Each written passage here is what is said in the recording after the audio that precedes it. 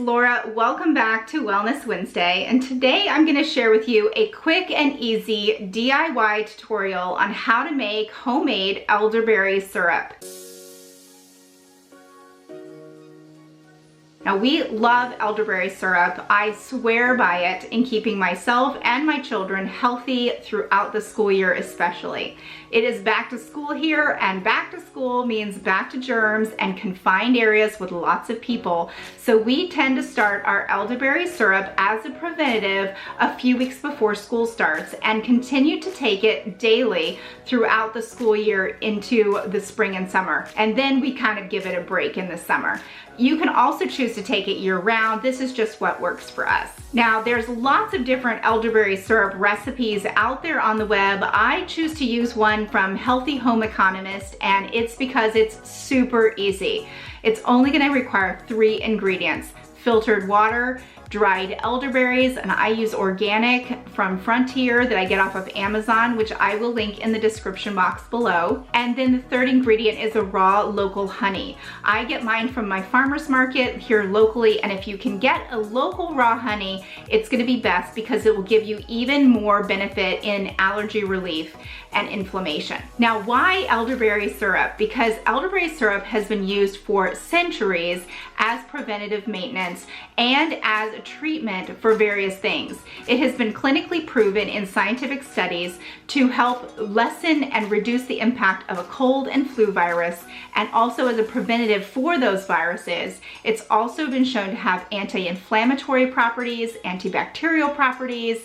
It helps with pain management, and it helps with allergies, especially again if you're using the local raw honey. This is definitely something that you're going to want to include in the toolbox for your family. And it's really tasty because honestly, with this recipe, almost all I can taste is honey. One word of caution: you want to make sure that if you have children that are younger than 1 year of age, that you are not using this recipe. They should not be consuming honey, and instead you can sub out maple syrup and do the recipe with that, and that would be perfectly fine. Now, dosage wise, I give my children between half a teaspoon and a teaspoon, depending on their age, per day, and I as an adult take about 2 teaspoons per day. And this is a preventative maintenance. If we end up getting sick, we take 2 or 3 times during the day that same dosage. So we're upping it, and that helps fight whatever we're fighting even better. You'll notice one thing missing: the commercial brands of elderberry syrup, while they are very good, tend to have some harmful ingredients like high fructose corn syrup.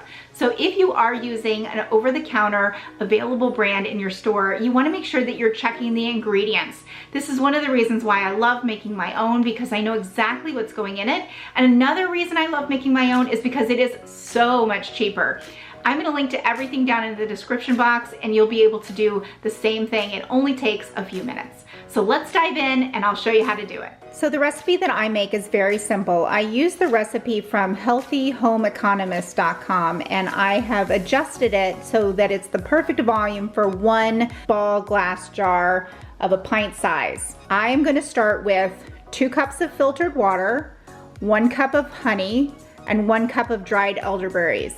For the honey, I like to use a local honey, and I would recommend that you use a local honey because there is some good properties with bees that are local and allergies and things like that. So there's some additional benefits to using local honey. For the elderberries, I use some from Fancier Co-op. These are available on Amazon, and I will link those below.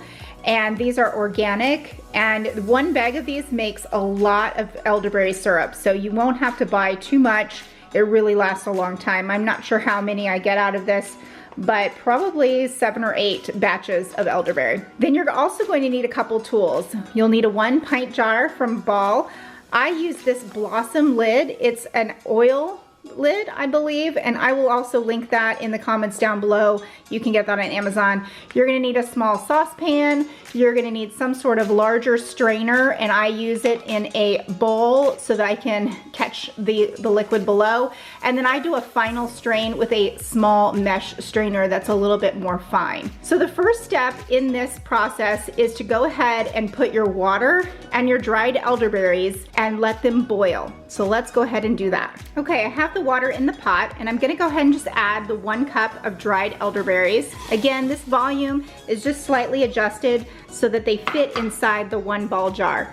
And then I'm going to go ahead and stir this around and bring it to a boil. Once it comes to a boil, you're gonna reduce the heat and you will simmer it for about 30 minutes until it starts to reduce by about half. Okay, so it's been about half an hour and it has reduced down. So it's about half. You can see the berries are there. You'll just stir this up and then we're gonna transfer it over to the colander. And then I like to take the spoon and kind of smush the berries down. So let's transfer this over to the colander first. Okay, so once the berries are in the colander, I just take my spoon and I smush the berries down into the colander to get all of the juice out. This will put a little bit of the berry pulp in your mix, and that's why I'm going to use the fine strainer after this, because you don't want that in your final jar. So just stick your spoon down and push as much as you can all over until you get it really nice and drained. Once these are nice and drained, you are going to go ahead and throw away the elderberries. You will not be eating that. And you have your elderberry syrup down at the bottom, the elderberry liquid. And you're gonna let this cool to close to room temperature before adding in the honey. Okay, the elderberry has been cooled down, and I did cheat, put it in the freezer for a little bit, so that's a way to do it quickly. But you can't add your honey until the elderberry is cool because it will destroy the medicinal properties of the honey.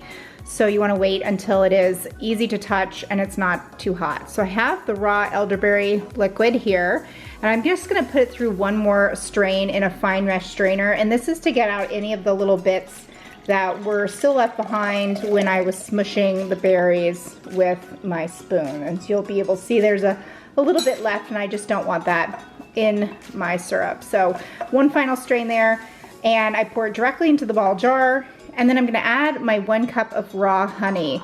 This is again the raw local honey because it has some really good health benefits for you, and it is better than a manufactured honey. So if you can get a local raw honey, that's gonna be the best bet for you. Lastly, I'm gonna go ahead and take my spoon and stir this all around. You want the elderberry to be warm enough to where it's still gonna dissolve the honey, but not so hot that it destroys the honey. So it's kind of a happy medium. Room temperature-ish is good, a little bit warmer than that. Easy to touch is great. And then we'll put the lid on, and I can dispense this very easily using this blossom lid that I mentioned before. And that's what we store it in the refrigerator, and it's very easy to do. One more thing, when you put it in the refrigerator, this is always gonna be better the second day. So make sure you keep it in the refrigerator to store, and the flavor is okay on the first day, but it's much better on the second day. So thanks for watching this quick tutorial video. I would love to hear from you guys in the comments. If you currently take elderberry syrup and you love it, let me know. And if you're gonna try it from this recipe, I'd love to hear how it turns out. And I hope you guys are having a fabulous week. Until next time, I'll see you soon. Bye.